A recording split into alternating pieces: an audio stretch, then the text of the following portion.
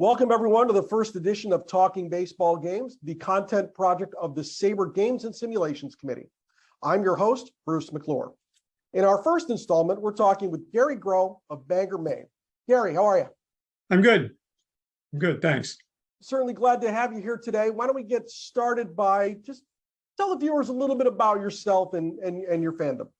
Okay. I'm 73 years old. I'm a retired lawyer. I've been retired for about 10 years.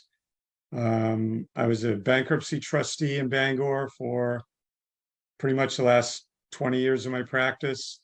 I was also the chief judge for the Penobscot Nation Tribal Court. Of course, is the tribe of Louis Sockalexis, the Cleveland Indian. I joined SABR in 1978. I started playing APA in 1965 when I was in high school. And here I am. So you bought APA actually right from the founder, right from Richard Seitz. Yeah. Yeah, and once made a pilgrimage. Seitz was still alive. I didn't see him, but I was in Lancaster in the late or mid 1970s when they were still on Miller Road in some old red brick building. Yeah, Seitz was still alive then. Yeah.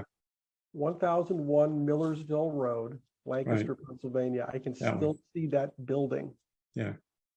Matter of fact, it was about 6 months ago, I think, some of the lettering from the side of the building actually went up for auction on eBay. Yeah, I had saw an article not too long ago, sometime within the last couple of years. The building had been sold and some high-tech or semi-high-tech company bought it, and you know, they were using it anyway. So APA's down in Georgia now. There, John Herson owns it. Right. He's actually a SABR member as well. I'd love to have him on, by the way, but that'd be a fun little thing to do. Yeah. How did you first get started with baseball? Baseball. Well, when I was a kid, I've always been a Yankee fan. My father was a Yankee fan. I grew up in central New York. So even in those days, it was certainly you could get the Yankee games on the radio pretty much wherever you lived. Television was another thing altogether, but between Dizzy Dean and Pee Wee Reese, you had the game of the week. So, you know, you saw a fair amount. The first game I ever saw was first major league game was in 1963. My father took me to old Memorial Stadium in Cleveland, and we went there. We went there a couple of times. I went there in '63 and '65. Cleveland was a lot closer than New York City. Actually, I'd never been to New York City to Yankee Stadium until 1998. It's the revamped Yankee Stadium. I don't know. I don't know that there was some particular time. I remember just sort of little snippets of the World Series in the mid 1950s. I mean, I couldn't have been more than 6 or 7 years old. Yankees and Dodgers, and because I went to Catholic grade school, and the nuns were always big baseball fans for a reason known only to God and to the nuns, I guess. But they used to bring it, you know, you could bring in a television and watch the game in the afternoon before school got out. So those are sort of how the whole thing got started, I think.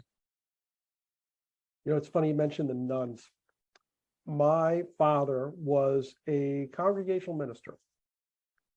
In '75, my dad took me to Game 6. Now, my dad was also in his Roman collar and his black suit. And sitting probably 3 rows behind us, quite adjacent to us, was a very large group of Catholic nuns. Every one of them with a rosary in hand, praying as the game went on. True Yeah. story. True story. That's called doubling down.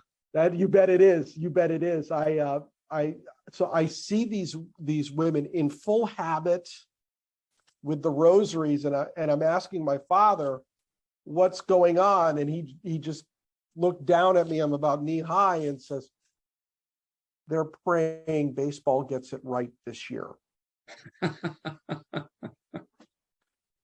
So game goes into extras, of course, and we all know what happened in game 6, and I'll never forget. And I was little, but I'll never forget hearing that group of nuns behind me yelp when Fisk hit that ball. I don't know how many of them took their rosaries home. I've got a feeling that a few of them dropped those things. Might have. But they have extras. I'm hoping, yeah, I figured they had extras, so they were going to have a lot of explaining to do the next morning. I don't know as if they showed up at game 7, if they had tickets for the next game or not, because I didn't go. But it was funny you mentioned the nuns, because I remember them well. Why? It's a terrific story. Now, you mentioned a lot of your baseball memories and just as you were young, getting started, for lack of a better term, in the game. Did you play as a child, little league, I don't know, high school, whatever it might be? Did you have any? Played. Yeah, I played. I don't think it was like the official little league, but I played some, age appropriate baseball when I was in the 5th grade and when I was a freshman in high school. But I learned fairly quickly that this is not really what I'm cut out for. I'm a reader. I'm not an athlete, and those are two entirely different things. So I never had any illusions that this is, I liked it. It was fun when I did it. But it was pretty obvious to me that this isn't it. Something else, I like the game, but playing the game and watching the game are two entirely different things. Your lips to God's ears. I played 1 year of Little League, made a fool of myself. My bat never touched the ball. That did it. I was done. Yeah, that pretty much summarizes my career, such as it was. Yeah. I'm glad I'm not the only one. Thank you. There are far more of us than there are of them. That's true. That's true. I mean, millions of people watch the game on lots of levels. Only a few actually play the game. And I found that most of them that play, they're really not that interested. They're good at it, they like it, but I wouldn't say they're certainly not fans. I think by and large, athletes are not fans of whatever sport they happen to play. It's just an entirely different mindset. But that's something for another day. That's an interesting statement. That might be something to springboard off of for a minute. How did you come up with that idea that players might not necessarily be fans? Well, if by fan you mean somebody that knows something about the history of the game or is interested in the aesthetics of the game, or is interested in the game to the extent that it doesn't directly involve them, all of those things sort of lead me to that conclusion. I don't see it any other way. I mean, just some other way that doesn't make sense to me. I don't have any evidence that that's not true. That's very interesting. I always thought that players on some level were a fan of the game, but maybe I'm wrong. Maybe it is to this day. Maybe the business end of it or the business idea of it has kind of taken over a little bit, and it's I think there's a world of difference between playing and watching. You know, true. I don't, you know, I don't have any empirical evidence to support that. I look at, you know, what I see, and that's the conclusion that I draw. So it may just be some weird psychological thing. It's like, you know, because they do something that I think would kind of be fun. And I clearly, you know, historically have proven that I can't do that, right? Which I think is why lots of us watch, you know, for the fat guy in the bleachers who's like, you know, why is this guy striking out? Why doesn't this guy catch the ball? I could do that. No, you can't do that. You know, that's why you're watching. They play, you watch. It's a very good point. Working minor league baseball like I did when I was young, I heard that all the time. Every time I heard it, I wanted to say, "Come on down, let me." Yeah, I was going to say, get out there. You know, get out there. You can hit the ball. I'll have Terry Ryan give you a contract. He's like, "Come on, Yeah. come on." Now I know your favorite team's the Yankees. We already see it behind you. We've talked about it to start out. Right. Tell me about your favorite players, the players that you looked up to when you were a child, the ones that you liked or maybe researched or whatever as you grew. Yeah. Well, Mickey Mantle was, I'm going to say, of course, was, you know, was my hero when I was a kid. And you know, I was sort of fascinated by the black players in the National League, Clemente, Aaron, Frank Robinson. Not so much Willie Mays, because Willie Mays is like the sort of the counterpoint to Mickey Mantle. And those are, you know, particular guys that I paid a lot of attention to. And I also I read a lot of baseball biographies, and I had a particular interest in sort of, you know, the dead ball guys, Honus Wagner, Ty Cobb, you know, just the whole style of baseball and just the, I don't know, the atmosphere of it just struck me as interesting. But you know, mostly it was Mantle and the Yankees. I like Roger Maris. I liked Hector Lopez.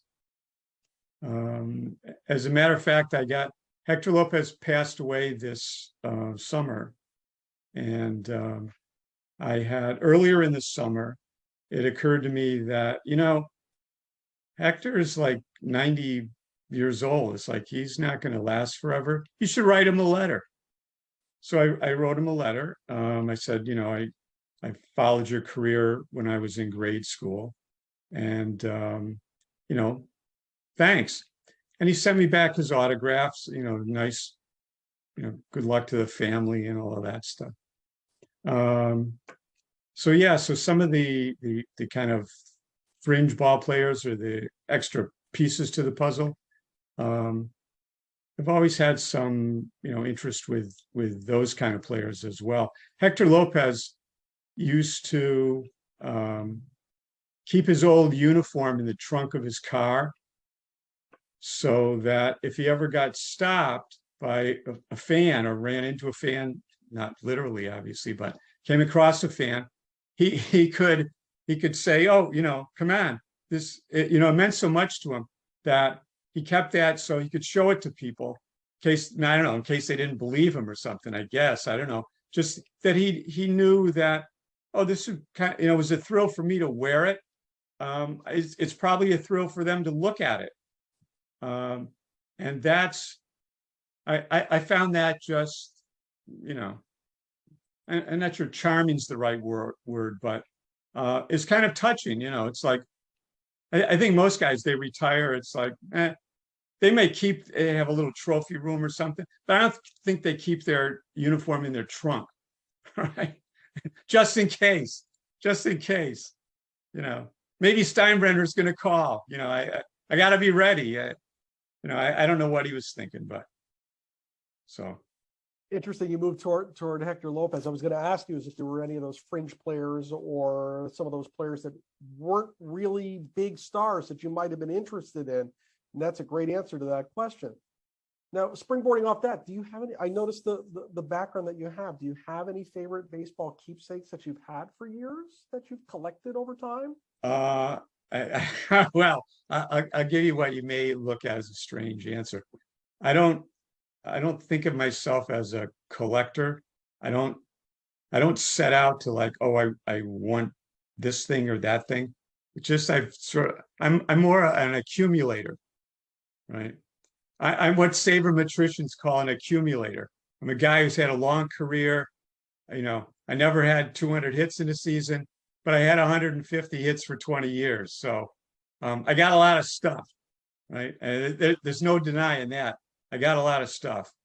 The one thing that I do have, I have in the late 1970s when I first joined SABR. At the same time, David Malacher, who some people pronounce his name Malarche or Malarcher. Back in 1978, I had no idea how his name was pronounced, so I always just called him Malacher because phonetically that kind of looks, in terms of how it's spelled, that's kind of how it looks to me. Anyway, great player for the Chicago American Giants for a long time. Sort of successor or protege to Rube Foster. And he was a member of SABR in the late 1970s, still living in the same house he lived in the 1920s when he was playing. And I wrote him a letter. And we wrote back and forth about 3 or 4 times. And I have letters from him. And, he commented on the style of play in the 20s, his relationship with Rube Foster, his all-time great team, as he saw it. So that's really that's the sort of my greatest artifact. I mean, the rest of the stuff I have is just stuff that, if anybody wanted to buy them, they can get them. I mean, they're not hard to get. I mean, they're all pretty much all replaceable. A lot of books, the lithographs and photographs from the Hall of Fame, that sort of thing. But no particular thing other than the Malacher letters. That's very interesting. That's a beautiful story. It really is. Let's shift gears into the meat of what we want to talk about today. The primary goal here was to talk about tabletop simulations and baseball gaming and such.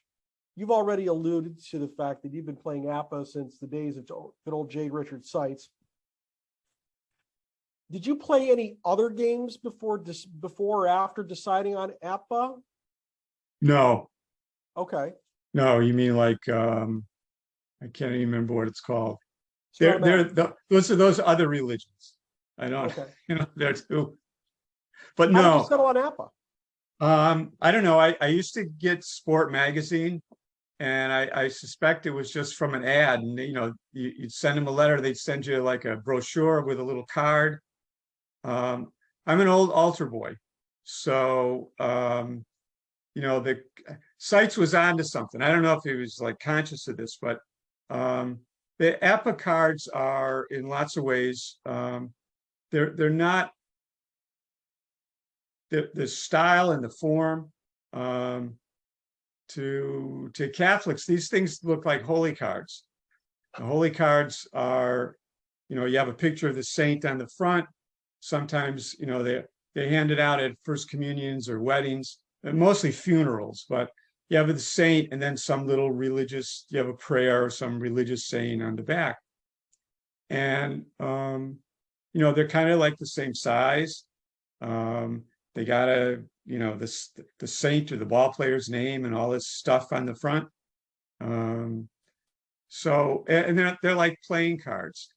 And they couldn't possibly be simple. There are a couple of things. The APA couldn't be simpler. You know, you got two dice, tens digits, ones digits, you know, 36 combinations. And there's a rhythm and a familiarity with them that, you know, you roll a 12, you know, a red one, a white two, you're going to get a ground ball to second base. You're going to get a double play. You know, all the outs are in the same place. All the hits are in the same place. All the walks are in the same place, by and large. I mean, there's some variation, but so there's a kind of a meditative quality. I wasn't thinking this when I was 15 years old. You know, it's like, I just thought, wow, this is great. You get a little card, you have a Mickey Mantle card, you roll dice, and something happens, right? So it kind of resembles baseball. You can shrink all of that baseball universe down into, you know, a little tiny space in front of you. And you can control it. And it only takes 15 or 20 minutes to play a game. You know, you can fill up a lot of time. And it doesn't take much effort. Plus, it's like then, you know, you'd order something on Monday, it would be at your doorstep on Friday or Thursday, depending on where you live. So yeah, that was sort of the attraction. I started out in 1965 with the cards that represented 1964. I played a whole season. Took me about a year and a half. In the summertime, I could play like, you know, 20, 25 games a day. I didn't do much else. Yeah, I'll bet. I didn't do much else. Unfortunately, the family vacation where I didn't get a chance to play, that set me back quite a bit because we were gone for about 2 weeks.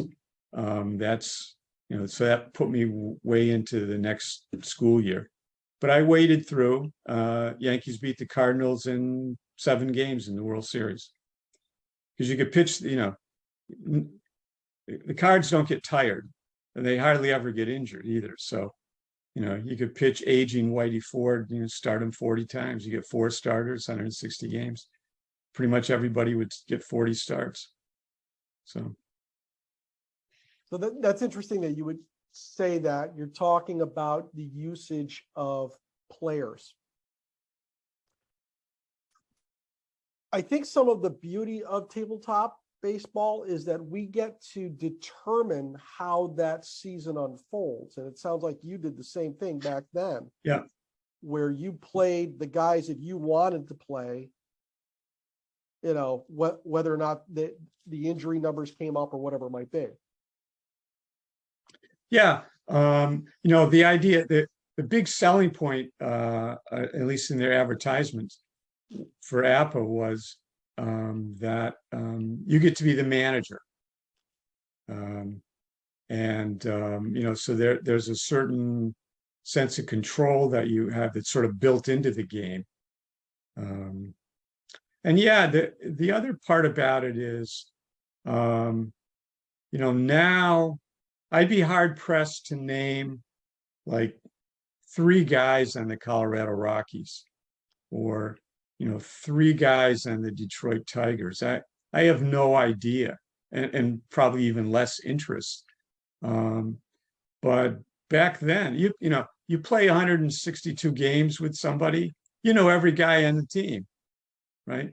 And those, you know, those are by and large guys that are then, you know, in real life, they're actually out on the field. So, you know, like, you know a lot about whatever year you happen to play, if you're, you know, if you got enough time to play a whole year. I mean, God knows I wouldn't even attempt to begin that sort of thing now. But you know, when you're 15 or 75, I know there are a lot of APA guys who, once they retire, you know, they get to do all of that. It's something they've put off for a long time.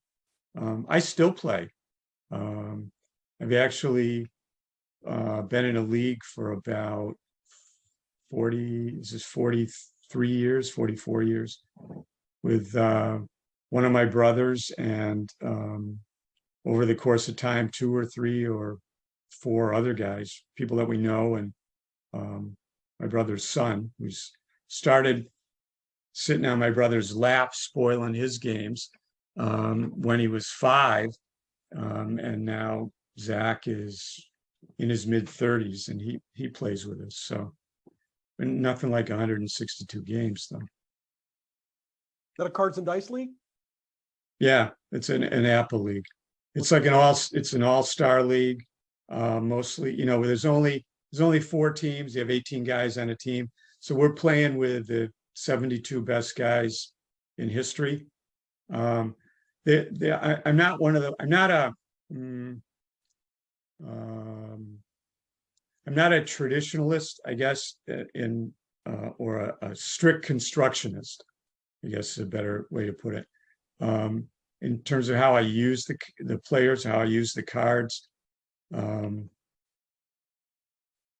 Lots of guys in APA don't play sort of intergenerational or inter-era cards, because the way that the cards are formulated, they're built for a specific year.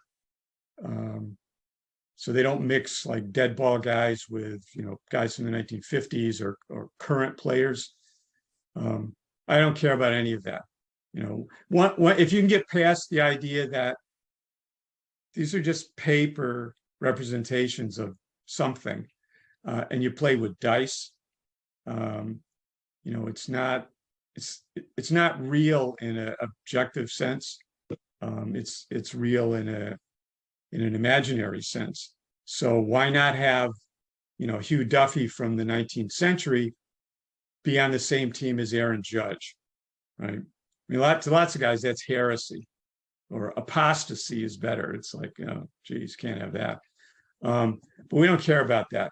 And as far as pitching use, yeah, you only have 5 pitchers on the team, so you're not pitching 5 guys every day. They don't get tired though. So if you want to come back tomorrow, good. Every game stands on its own, time-wise, not connected to the game before it or the game that follows it. So it's worked for 40 plus years. It's one of the ways that you stay in touch with people that we do pretty much everything on Zoom now, since none of us live in the same place. I mean, when it started, we were all in the same place. None of us were married. None of us had kids.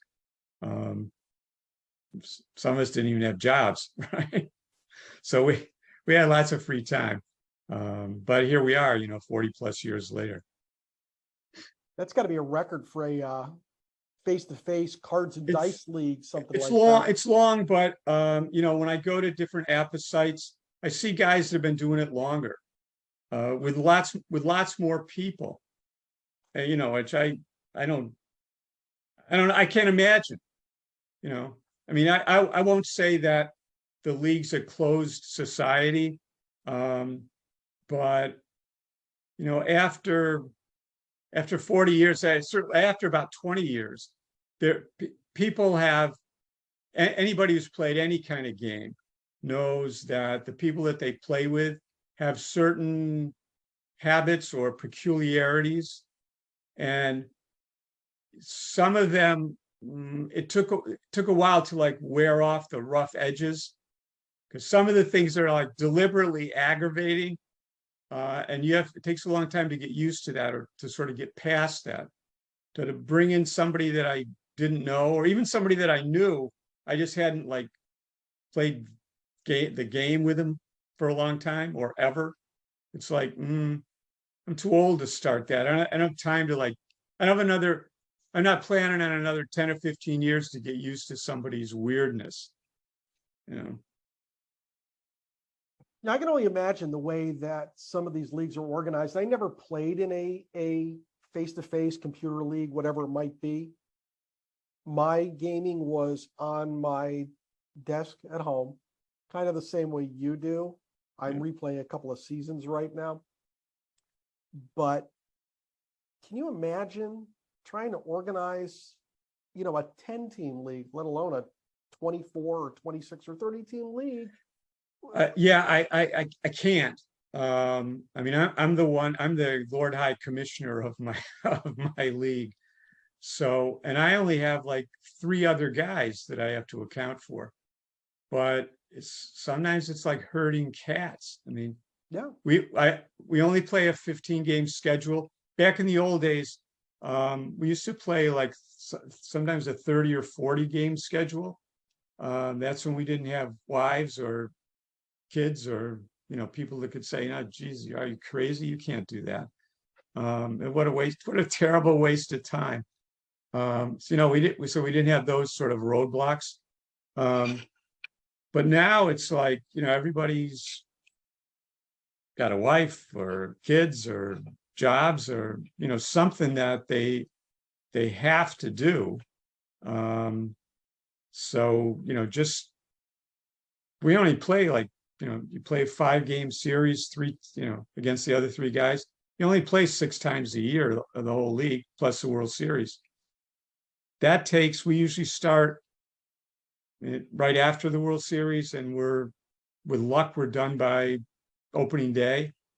So we're not playing every week. And these other guys with 10 guys in the league, I don't know how they do it, or even why they do it. It seems like it's a business after a while. You would yeah, it's like work.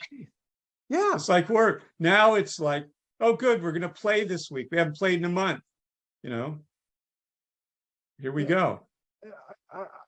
I read the websites online of some of the leagues and whatnot. I'm fascinated by the amount of time that goes into organizing and scheduling and enforcing deadlines, passing out cards, or however it might. Yeah, some of these guys, they have like bylaws and stuff. Yes, I'm thinking amazing. this is like high school government, right?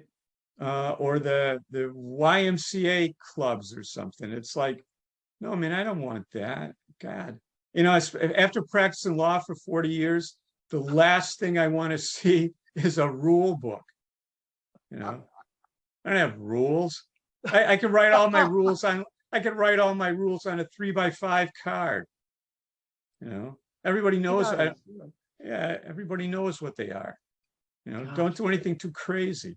There you go. There you go.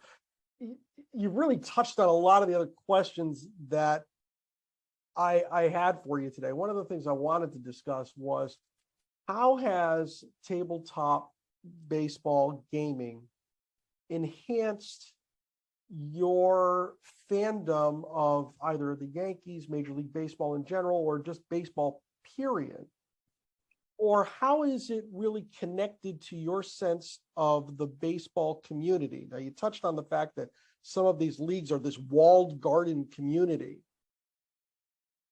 But what are your thoughts on fandom connected to all of this? Yeah, I think for me it's been, and I think this is, it's not particular to me, but I think if you're doing a lot of simulation games, and I can really only speak for App because it's the only one I've ever played, you can get a real sense of history.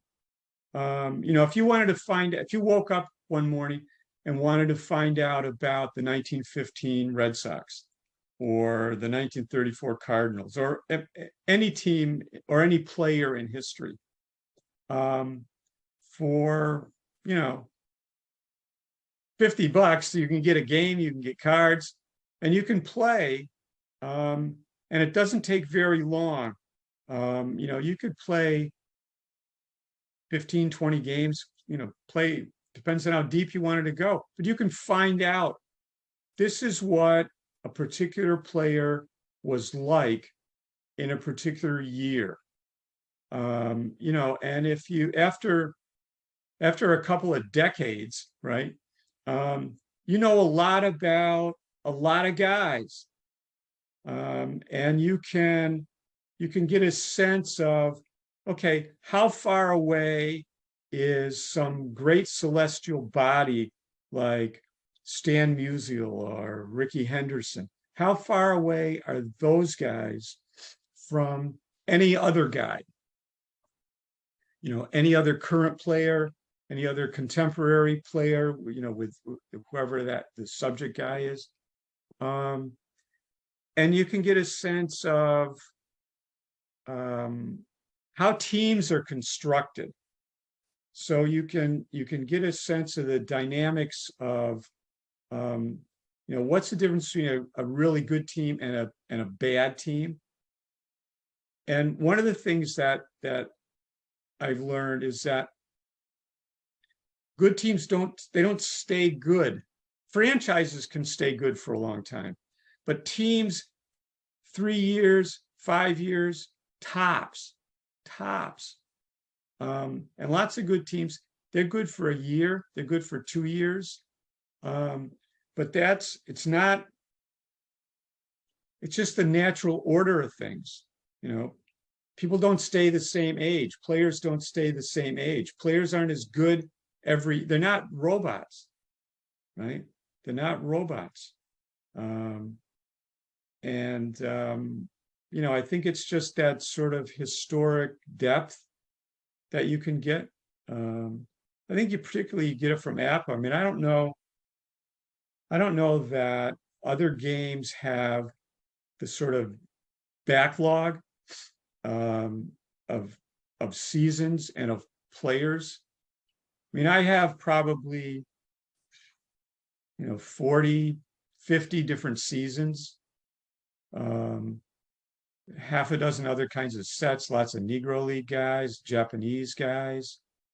I used to make a lot of cards when the league first got started, because APA didn't have any black Negro League players.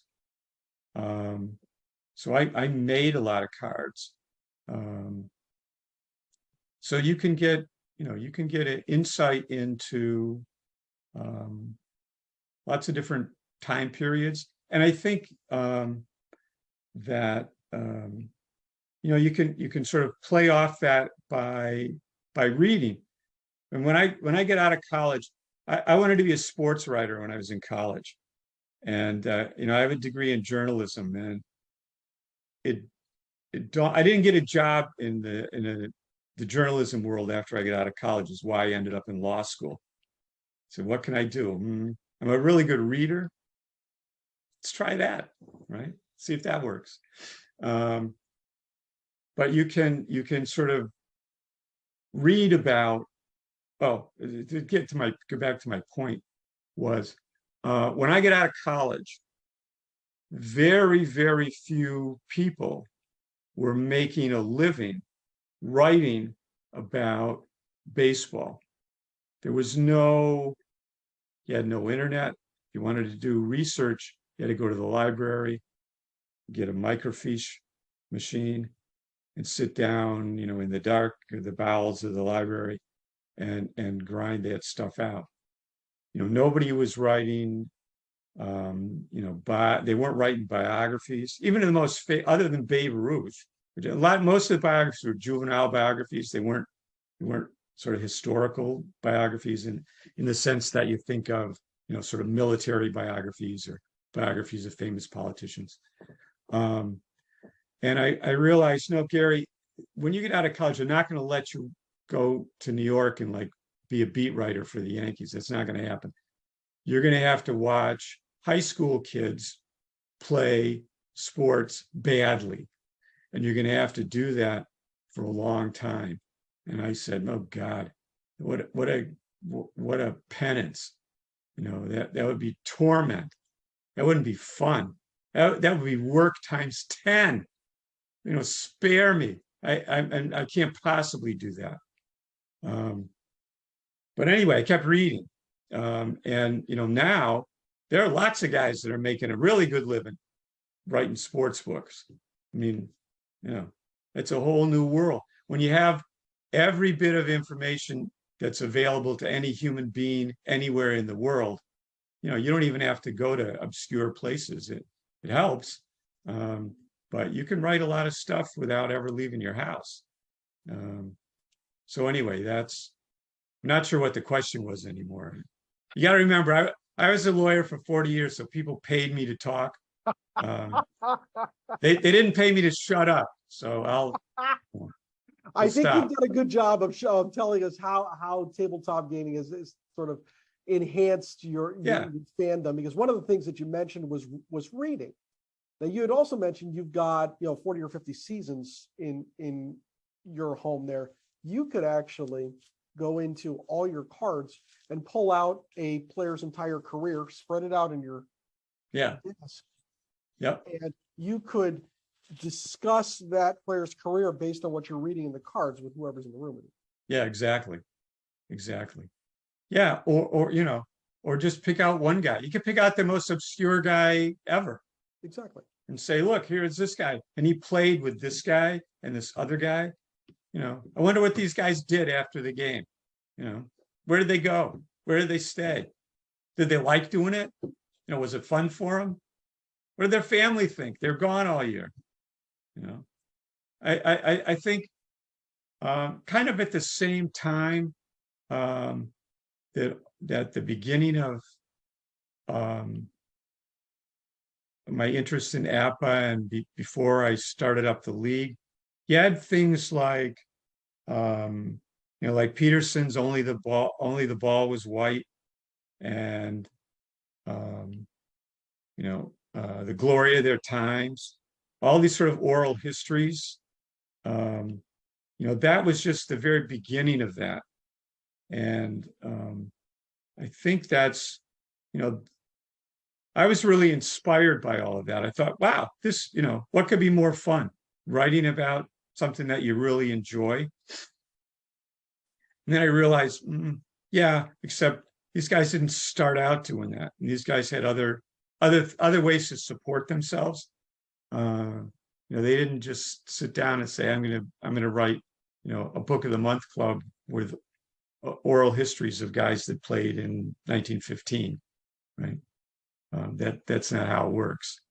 So, but yeah, you can. I think the cards. It goes both ways. The books inspire you to find out more about individual players. I think the cards are a lot easier entry because they're just a lot of fun. They're a lot of fun for people who aren't particularly interested in reading, but they might see some little aspect of baseball that comes to them through the cards or through the simulation games, and then they can follow that up or not. That's a unique look at it.